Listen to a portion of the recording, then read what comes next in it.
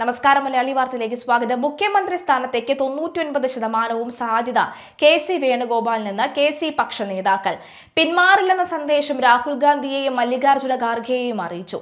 ഒട്ടും മയം വേണ്ടെന്ന നിലപാടിലാണ് കെ.സി. പക്ഷം. ഉപതെരഞ്ഞെടുപ്പിൽ തിരിച്ചടി ഉണ്ടാകില്ലെന്നാണ് അവകാശവാദം. 6 മാസത്തെ സമയമുണ്ട്. സർക്കാർ നല്ല പ്രകടനം കാഴ്ചവെക്കുമെന്നും അതോടെ ജയിക്കുമെന്നുമാണ് കെ.സി. പക്ഷ നേതാക്കൾ ഹൈക്കമാൻഡിനെ അറിയിച്ചത്. തിരുവനന്തപുരത്ത് സതീശൻ അനുകൂലികൾ കെ.സിയുടെ ഫ്ലക്സ് കീറിയത് പുതിയ ആയുധമായാണ് കെ.സി. വേണുഗോപാൽ പക്ഷ നേതാക്കളുടെ നീക്കം. ഉമ്മൻചാണ്ടിയുടെ ഫോട്ടോയും കീറിയെന്നാണ് വിമർശനം. ഹൈക്കമാൻഡ് നിരീക്ഷകർക്കെതിരെ വി.ഡി. പക്ഷ പ്രചരണം നടത്തിയെന്ന പരാതിയും ഉന്നയിക്കും. അതേസമയം വി.ഡി. പക്ഷവും ആത്മവിശ്വാസത്തിലാണ്. എല്ലാ ഘടകങ്ങളും പരിശോധിക്കണം എന്ന് സതീശൻ ആവശ്യപ്പെടും. എം.എൽ.എമാരുടെ എണ്ണം മാത്രം കണക്കിലെടുക്കരുത്.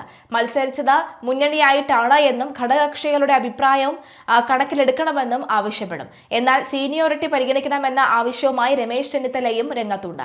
മുഖ്യമന്ത്രി ചർച്ചയിൽ ഇന്ന് നിർണായകം. കേരളത്തിലെ മുഖ്യമന്ത്രി ചർച്ചയിലാണ് ഇന്ന് നിർണായക ദിനമാണ്. ദില്ലിയിലെത്തിയ കേരളത്തിലെ നേതാക്കളുമായി ഹൈക്കമാൻഡ് നേതൃത്വം ഇന്ന് ചർച്ച നടത്തും.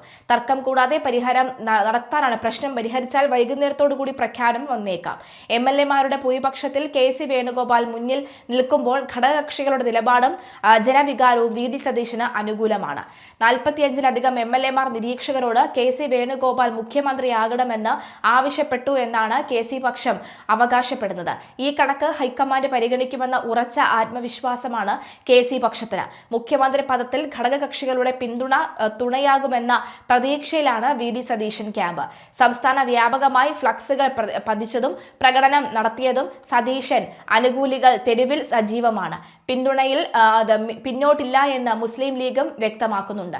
അതേസമയം സമവായ സ്ഥാനാർത്ഥിയായി താൻ എത്തുമെന്ന പ്രതീക്ഷയിൽ തന്നെയാണ് രമേശ് ചെന്നിത്തല.